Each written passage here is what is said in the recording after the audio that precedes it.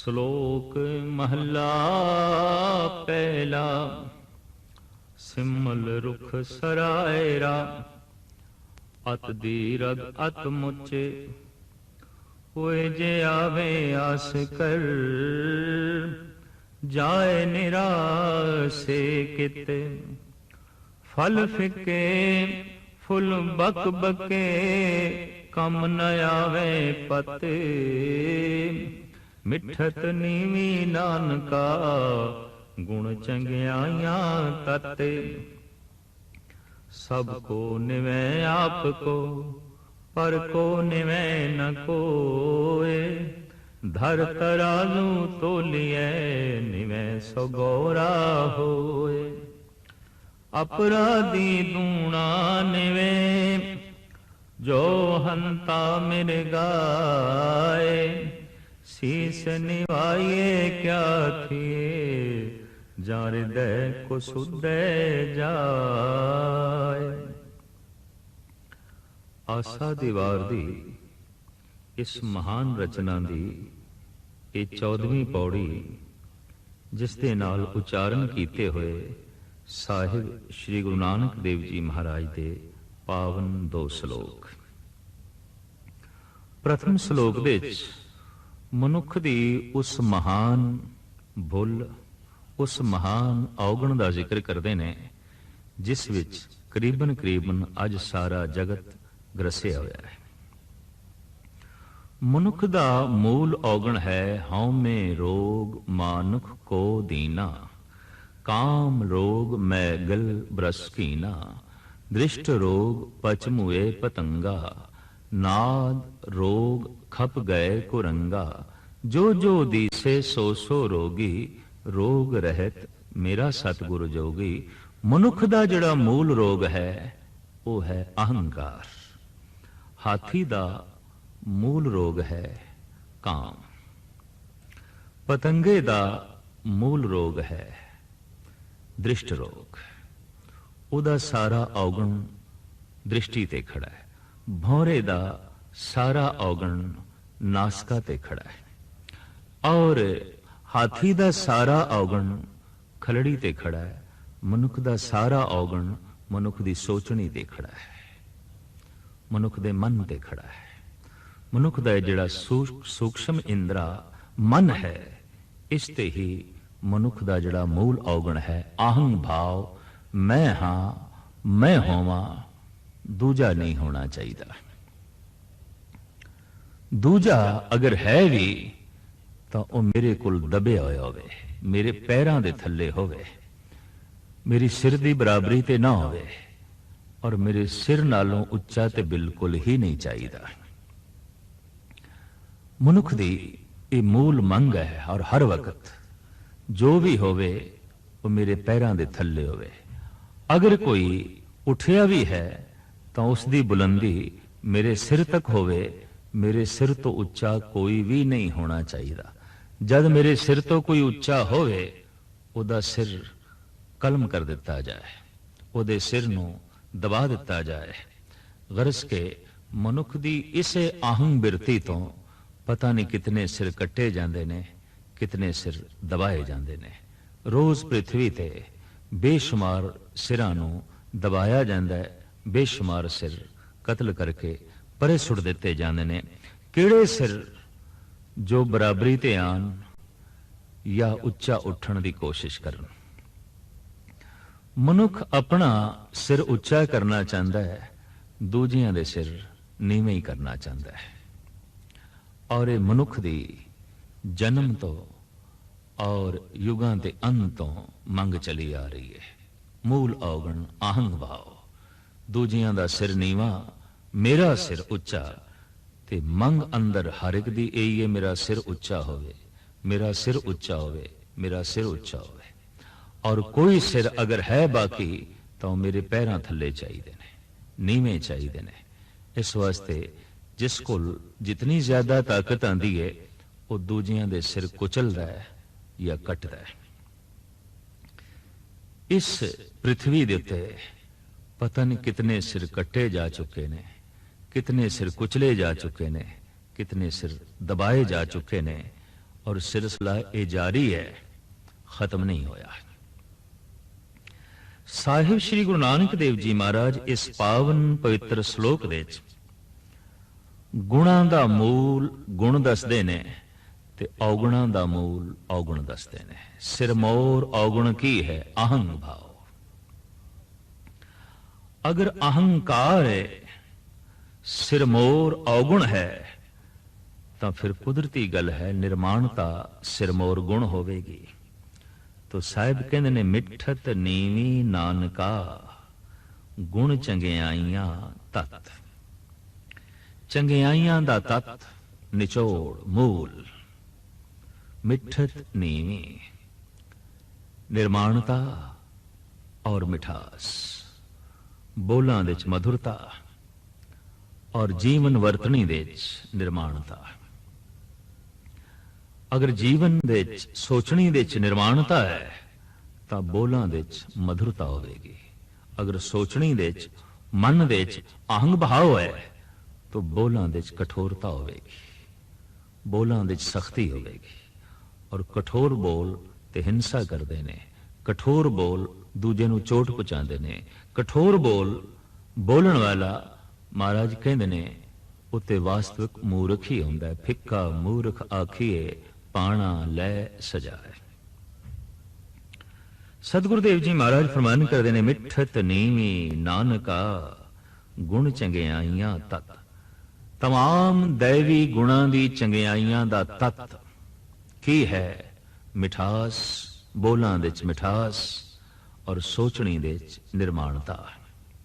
जैसे तिलां नूं निचोड़ के उन्हां दा तेल कढीदा है, बदाम दा बदाम रोगन, फुल्लां दा सेंट कढीदा है, इस तरह दुनिया भर दियां सारियां चंगियाइयां दा अगर कोई निचोड़ है तो वह है निर्माणता और बोलां दे च मधुरता ते मिठास।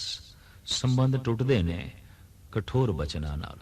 जैसे कठोर पत्थर नाल शीशा टुटदा है, कठोर बचनां नाल दिल टुटदे ने, कठोर बचनां नाल हिरदे टुटदे ने। इस वास्ते बचनां दी कठोरता एक महान पाप है और इस पाप दा उदय हुंदा है अहंग भाव तो, हंकार तो। सतगुरुदेव जी महाराज कहंदे ने ये गुण दैवी संपदा दा तत्त है। जिंदगी दे च सोचनी दे च निर्माणता और बोलां दे च मधुरता। इस तो उल्ट जिहड़ा हंकारी है उहदे वास्ते आपने जो बड़ा सुंदर एक प्रमाण दे के समझाया है वो ऐसा, सिमल रुख सराय रा अत दीरग अत मुझ। दरख्तां दे चों सिमल दा दरख्त बड़ा उच्चा है, बड़ा सिद्धा है, बड़ा इसका जो है विस्तार है, बुलंदियां नूं छूंदा है। गगन चुंबी इहदियां शाखां ने, इहदे पत्ते ने, इहदियां टहनियां ने। दरख्तां दे चों अत्यंत उच्चा सिद्धा फैलिया होया महाराज कहंदे ने बहुत वड्डा, बहुत दीरघ, बहुत सिद्धा। लेकिन ओए जे आवे आस कर जाहे निराशे कित। दूरों उड़दे पंछी जे ए आस करके आवन, ये दरख्त बहुत वड्डा है, ये दरख्त बहुत दीर्घ है, इहदियां शाखां गगन चुंबी ने, ते सिर्फ उसदे वड्डपणे नूं ही सामने रख के आशा रख के आन तां महाराज कहंदे ने ਉਹ ਹੁਣ निराश होके किधर जान। भाव निराशे हुंदे ने, मायूसी होंदी है। पंछी दी आसा ते यह होंदी है कि छाया मिले, फल मिले, ते ये दोवें सिमल दे दरख्त दे कोल नहीं ने। हंकारी कोल दरअसल हलेमी सुभाव नहीं है, वो किसी दा आसरा नहीं बनता और किसी दी आस पुजांदा ही नहीं। जो मनुख किसी नूं निराश तोड़ देंदा है, यह भी घोर पाप है। और खास करके एक छोटा आवे ते एक वड्डा उसकी आसना पूरी करे अपनी योग्यता के मुताबिक, तां यह भी एक घोर पाप है। इस दुनिया दे कोई विरले ही वड्डे मनुख ने जो छोटियां दी आस पूरी करते हैं। जिहड़ा थुड़िया होया है, जिहड़ा छोटा है, आखिर वो आस रख के किसी वड्डे पास ही आ सकता है। निर्धन धनवान दे कोल आ सकता है, निर्बल बलवान दे कोल आ सकता है। और इसे तरीके नाल मासूम ते पवित्र किसी बहुत वड्डे सत्ताधारी पास आ सकता है। जिस ते जुल्म होया है, जो मजलूम है, वो इंसाफ लेने लई किसी राजे कोल ही आ सकता है। ये ते एक नियमावली है। अगर धनवान कोल निर्धन दी इच्छा नहीं पूरी हुई, बलवान कोल निर्बल दा दरअसल दिल ते दुख नहीं वंडाया गया, और एक मजलूम नो सत्ताधारी दे पासों न्याय नहीं मिलिया, इंसाफ नहीं मिलिया, तो महाराज कहंदे ने उते सिमल रुख दी तरह है।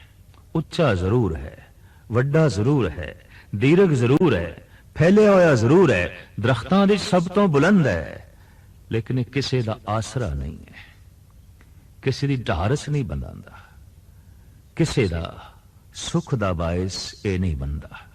दुनिया दे सिमल रुख दी तरह पतना कितने ही मनुख ने, धन संपदा दी बुलंदी उन्हां दे कोल है, राज सता दी बुलंदी उन्हां दे कोल है, और कई दफा कला गुणा दी बुलंदी उन्हां दे कोल है, लेकिन वो किसी नियासरे दा आसरा नहीं बन सकते, किसी लोड़वंद दी लोड़ पूरी नहीं कर सकते। ते जो वड्डा होके किसी लोड़वंद दी पूर्ति नहीं कर सकता, जो महान चोटी दा धनवान होके किसी निर्धन दा आसरा नहीं बन सकता, जो महान बलवान होके किसी मजलूम दा आसरा नहीं बन सकता, तो साहब कहते उत्ते सिमल रुख है। सूरमा ते ओही है, बड़ा सुंदर वाक है गुरु ग्रंथ साहब जी महाराज दे च, सूरा सो पहचानिए जो लड़े दीन के हेत, पुरजा पुरजा कट मरे कबहू न छाड़े खेत। दीन के हेत, दीन तो मुराद निमाणा निताणा गरीब मुफलिस कमजोर।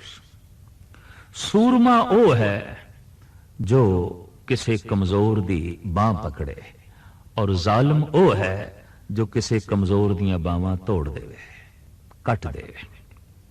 जालिम ओही है, जाबर ओही है कि किसी मजलूम कमजोर निमाणे निताणे दियां दोवें भुजावां कट के रख देवे। और सूरमा ओ है, महाबली ओ है कि किसी कमजोर बावां दा आसरा बन जाए, किसी कमजोर बां दे नाल अपनी बां जोड़ के उन्होंने बलवान बना देवे, उन्होंने महान बना देवे। बस ओ जोर सूरमा है। सूरमे ओ नहीं जो किसी दी बावां तोड़ देंदे ने, सूरमे ओ जो कमजोर दी बां नाल जोड़ के उन्होंने बलवान बना देंदे ने, किसी दी बां बनदे ने, किसी दा आसरा बनदे ने, किसी दी ढारस बनांदे ने। जिथे सूरमा ओ है उथे धनवान भी ओ है जिदा दिल वड्डा है, जिदे धन तो किसी ਨੂੰ सुख मिल सकता है।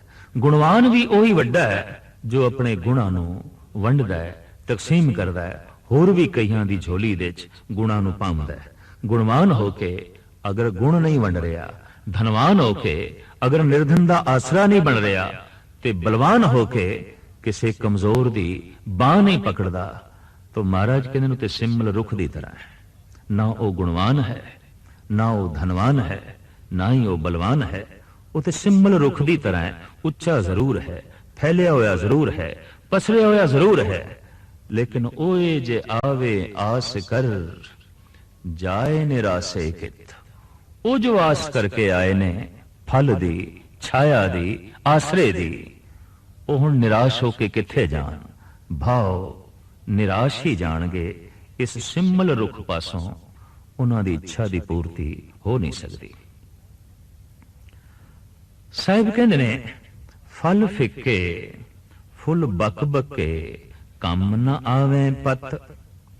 क्या सिमल दा रुख फलीभूत नहीं आउंदा, उन्हों फल नहीं लगदे, फुल नहीं लगदे।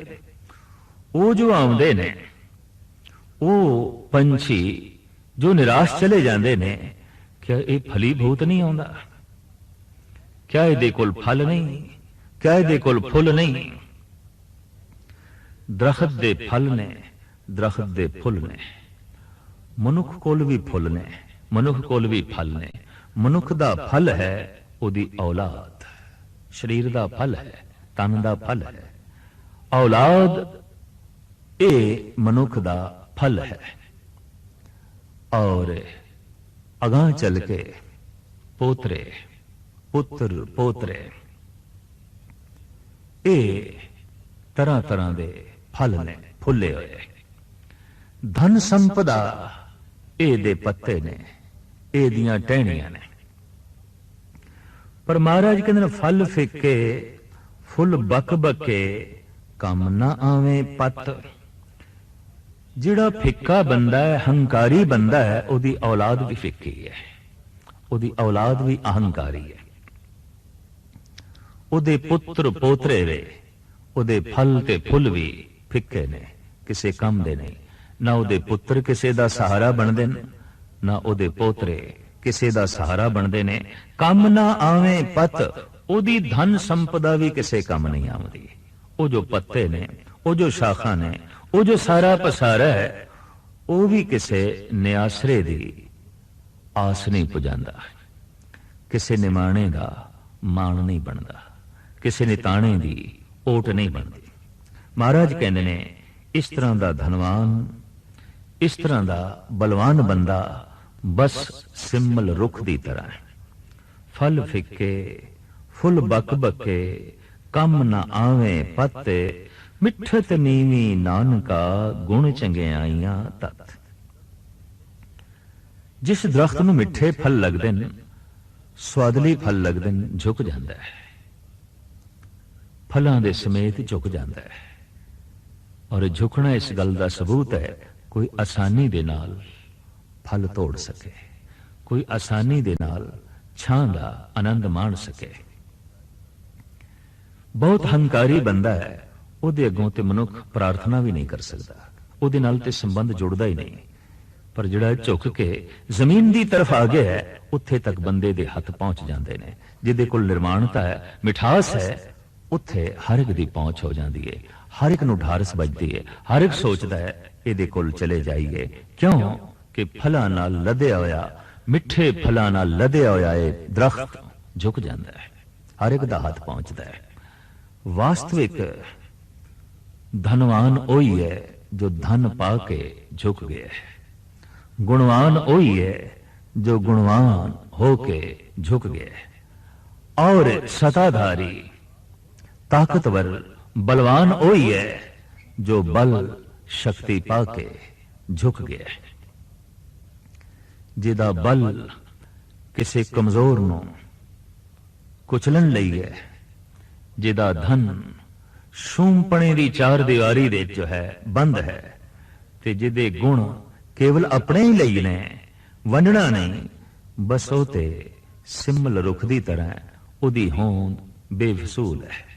ਉਹਦਾ ਜ਼ਮੀਨ ਦੇ ਉੱਤੇ ਹੋਣਾ ਜ਼ਮੀਨ ਤੇ ਇੱਕ ਬੋਝ ਹੀ ਹੈ, ਹੋਰ ਕੁਛ ਨਹੀਂ। ਨਾ ਛਾਂ, ਨਾ ਫੁੱਲ, ਨਾ ਪੱਤੇ, ਨਾ ਫਲ, ਕਿਸੇ ਕੰਮ ਹੀ ਇਹ ਦਰਖਤ ਨਹੀਂ ਆਉਂਦਾ। ਇਨ੍ਹਾਂ ਸਿੰਮਲ ਰੁੱਖਾਂ ਦੀ ਤਰ੍ਹਾਂ ਪਤਾ ਨਹੀਂ ਪ੍ਰਿਥਵੀ ਤੇ ਕਿਤਨੇ ਮਨੁੱਖ ਘੁੰਮ ਰਹੇ ਨੇ ਜੋ ਕਿਸੇ ਕੰਮ ਦੇ ਨਹੀਂ। ਉਂਝ ਸਭ ਕੁਝ ਉਹਨਾਂ ਦੇ ਕੋਲ ਹੈ, ਉੱਚੇ ਨੇ, ਫਲ ਵੀ ਹੈਗੇ ਨੇ, ਫੁੱਲ ਵੀ ਹੈਗੇ ਨੇ, ਪੱਤੇ ਵੀ ਹੈਗੇ ਨੇ, ਭਾਵ ਪਰਿਵਾਰ ਹੈ, ਪੁੱਤਰ ਨੇ, ਪੋਤਰੇ ਨੇ, ਧਨ ਹੈ, ਸੰਪਦਾ ਹੈ, ਉਂਝ ਫਲੀਭੂਤ ਹੋਏ ਨੇ। ਲੇਕਿਨ ਨਾ ਫਲ ਕਿਸੇ ਕੰਮ ਦੇ, ਨਾ ਪੱਤੇ ਕਿਸੇ ਕੰਮ ਦੇ। ਉਹਨਾਂ ਦੀ ਹੋਂਦ ਸਿਰਫ ਧਰਤੀ ਦੇ ਬੋਝ ਤੋਂ ਇਲਾਵਾ ਹੋਰ ਕੁਛ ਨਹੀਂ ਹੈ। ਮਿੱਠਤ ਨੀਵੀਂ ਨਾਨਕਾ ਗੁਣ ਚੰਗਿਆਈਆਂ ਤਤ। ਸਾਰੀਆਂ ਚੰਗਿਆਈਆਂ ਦਾ ਨਿਚੋੜ ਤਤ ਮਿਠਾਸ ਤੇ ਨਿਰਮਾਣਤਾ। ਸਾਹਿਬ ਸ੍ਰੀ ਗੁਰੂ ਨਾਨਕ ਦੇਵ ਜੀ ਮਹਾਰਾਜ ਦੇ ਬਚਨਾਂ ਵਿੱਚ ਥਾਂ ਥਾਂ ਤੇ ਨਿਰਮਾਣਤਾ ਹੀ ਡੁੱਲਦੀ ਹੈ। ਗੁਰੂ ਹੋਣ ਦਾ ਮਾਣ ਨਹੀਂ, ਅਵਤਾਰੀ ਪੁਰਸ਼ ਹੋਣ ਦਾ ਦਾਵਾ ਨਹੀਂ, ਪੈਗੰਬਰੀ ਪੁਰਸ਼ ਮੈਂ ਹੈਗਾ ਐਸਾ ਸਤਿਗੁਰੂ ਕਿਧਰੇ ਕਹਿੰਦੇ ਨਹੀਂ। ਐਸਾ ਵੀ ਨਹੀਂ ਆਖਦੇ ਕਿ ਦੁਨੀਆ ਮਾੜੀ ਹੈ, ਮੈਂ ਚੰਗਾ ਹਾਂ, ਮੈਂ ਮਹਾਨ ਹਾਂ, ਐਸਾ ਵੀ ਗੁਰੂ ਨਾਨਕ ਨਹੀਂ ਆਖਦੇ। ਗੁਰੂ ਨਾਨਕ ਤੇ ਐਸਾ ਆਖਦੇ ਨੇ, ਹਮ ਨਹੀਂ ਚੰਗੇ ਬੁਰਾ ਨਹੀਂ ਕੋਏ, ਪ੍ਰਣਵਤ ਨਾਨਕ ਤਾਰੇ ਸੋਏ। ਇਸ ਜਗਤ ਦੇ ਵਿੱਚ ਕੋਈ ਬੁਰਾ ਨਹੀਂ, ਇਸ ਜਗਤ ਦੇ ਵਿੱਚ ਅਸੀਂ ਚੰਗੇ ਨਹੀਂ। मैं चंगा नहीं, कोई बुरा नहीं। मैं चंगा नहीं, ये बहुत वड्डी निर्माणता। अहंकार खत्म, कोई बुरा नहीं तो घृणा खत्म, नफरत खत्म, प्रेम ही प्रेम। दरअसल दैवी गुणां दी महान संपदा इसे गुण नाल प्राप्त होंदी है। मिठत नीवी नानका गुण चंगियाइयां तत। अगां चल के सतगुरु कहते ने, सबको निवें आप को, पर को निवें न कोय। हकीकत ते यह है, सतगुरुदेव जी महाराज कहते ने कि लिखण दे च, झुकण दे च इहदा भी अपना अपना एक अंदाज है। हकीकत यह है कि हर मनुख अपने लिए ही झुकदा है। झुकण दे च उसदा भाव यह आउंदा है कि मेरी कुछ पूर्ति होवे, और मैं इस वास्ते झुकना है कि सिर उच्चा कर सकां। मैं इस वास्ते झुकना है कि मैं उच्चा हो सकां। उदा झुकना भी उच्चा होने लई है। और हकीकत है कि जो इस तरह की झुकण की कला जानदा है, वो फिर उपर भी उठदा है। जिहड़ा बीज धरती दे दफन नहीं होना चाहता, उहदियां शाखां आसमान नूं चुम भी नहीं सकदियां। कोई दरख्त अगर ये चाहता है कि मैं आसमान नूं छूना है, तो उहदियां जड़ां नूं पाताल नूं छूना पेगा। जड़ां अगर पाताल नूं नहीं छूंदियां, तो सिर आसमान नूं नहीं छू सकेगा। हकीकत है, ये बहुत वड्डी जो है सच्चाई है।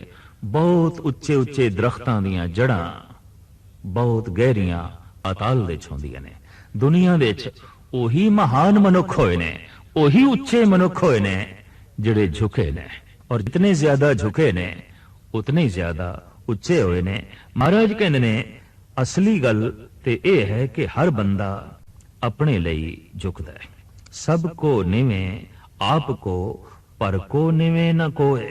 दरअसल कोई किसी नूं नहीं निवंदा, हर एक अपने लिए ही दूजे नूं निवंदा है।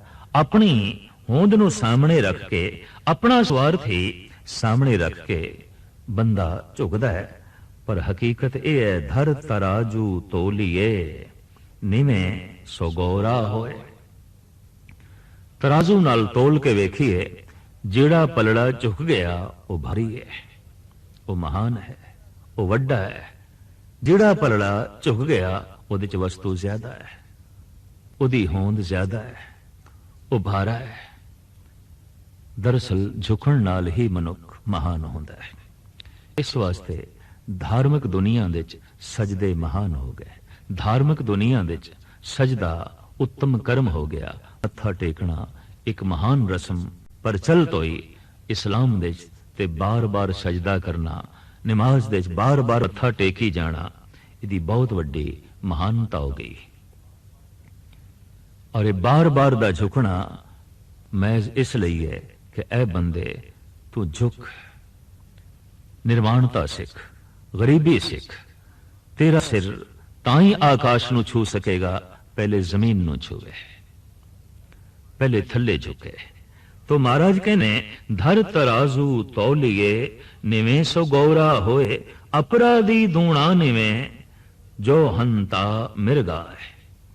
किसे दा ज्ञान कपट ते खड़ा हो सकता है, किसे दा दान अहंकार ते खड़ा हो सकता है, किसी दी पूजा वहम ते खड़ी हो सकती है, और किसी दी ये मिठास, ये निर्माणता, ये झुकना पाप ते भी खड़ा हो सकता है। अगर एक काम चंगा करना है तो उदा आधार भी चंगा रखिए। कच्चियां बुनियादां ते पक्के महल उसारने बड़ी कठिन गल है, बड़ी औखी गल है। जे पक्के महल उसारने ने तो फिर बुनियाद भी पक्की चाहिए, वरना पक्के महल उसरने औखे हो जाएंगे। महाराज कहते अपराधी दूणा निवें जो हंता मिर्गा है। कई दफा तो देखने दे चाया है कि अपराधी बहुत झुकदा है, गुनाहगार बहुत झुकदा है। और गुनाहगार इसलिए नहीं झुक रहा कि मैं गुनाहां दी पंड नूं सुटना है, वो जरा इस वास्ते झुक रहा है ताकि गुनाह दी पंड दे च होर गुनाह पा छड्डां, गुनाह दी पंड नूं होर बाहरा करां, इहदे च होर गुनाह पावां तो पंड दे च ਹੋਰ ਕੁਝ ਭਰਨ ਲਈ ਵੀ ਪੰਡ ਨੂੰ ਨੀਵਾ ਕਰਨਾ ਪੈਂਦਾ ਹੈ, ਸਿਰ ਨੂੰ ਨੀਵਾ ਕਰਨਾ ਪੈਂਦਾ ਹੈ। तो महाराज ने एक उदाहरण दिता है, जैसे कि शिकारी जदों हिरन दा किसी जंगली जानवर दा शिकार निशाना बनांदा है तो जमीन ते लेट जाता है और शिस्त लांदा है, निशाना बनांदा है। हुण जमीन ते ये लेटना दरअसल ये जंगली जानवर नूं मत्था टेकना नहीं है, ये हिरना नूं मत्था टेकना नहीं है, ये हिरन दी जिंद जान खोना है। उन्होंने निशाना बना के उन्होंने मौत दे घाट उतारना है। किसी दे अगों झुक के उन्होंने मौत दे घाट भी उतारिया जा सकता है, किसी दे अगों झुक के उन्होंने बहुत कुछ दिता भी जा सकता है, उन्होंने सम्मान दिता जा सकता है, आदर दिता जा सकता है, सुख दिता जा सकता है, सत्कार दिता जा सकता है, मान प्रतिष्ठा दी जा सकती है। पर झुक के अगले दी जिंद जान खोई भी जा सकती है, जैसे कि शिकारी खो लेंदा है। जमीन ते लेट गया है, निशाना बनाया है, खिंच के तीर मारिया है, हिरन ढेरी हो गया है, तड़प के उसदे प्राण निकले ने। इस जमीन ते जो झुकिया सी वास्तविक इसदा झुकना भी मारना ही सी, अगले नूं जो है खत्म करना सी। तो किधरे ऐसा हो सकता है दान हंकार ते खड़ा होवे, ज्ञान कपट ते खड़ा होवे, ते निर्माणता बहुत वड्डी धोखे ते अपराध ते खड़ी होवे। उसदा भी सतगुरु जिक्र करते ने, जद झुकना है तो दूसरे दे अगों ही झुकना है, दूजे नूं सत्कार देना है, सन्मान देना है, और इस ढंग नाल झुकना है कि अपना वड्डपना किधरे भी जाहिर ना होवे, अपनी होंद किधरे भी जो है जाहिर ना होवे। अपराधी दूणा निवें जो हंता मिर्गाए, अपराधी कई दफा दुगना झुकदा है, जिवें जीवां दी हत्या करने वाला शिकारी हिरना दे अगों झुकदा है, ते झुक के हिरन नूं जो है मारदा है। शीस निवाइए क्या थिए जां हृदय कुसुदे जाए।